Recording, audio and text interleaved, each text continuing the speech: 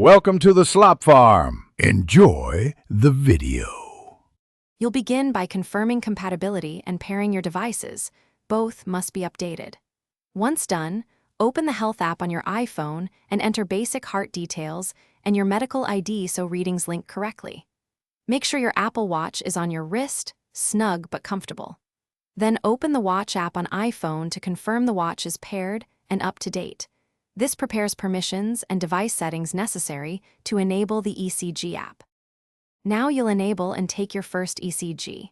In Health, navigate to Heart, then Electrocardiograms, and tap Setup ECG. Enter your birth date and grant the requested permissions so data flows to Health. Once configured, open the ECG app on your watch. Rest your arm on a table, keep still, and touch the digital crown with one finger. Hold for the full 30 seconds. This lets the watch measure electrical signals. Staying still reduces noise and improves After the recording finishes, the result appears in the ECG app and syncs to Health. Open the Health app to review, add notes, and export a PDF to share with your clinician.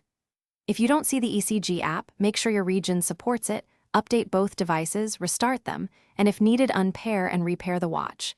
This often restores missing features. Finally, keep in mind the watch is a screening tool. If results worry you, contact a healthcare professional. Thanks for watching. Consider subscribing if we helped you today.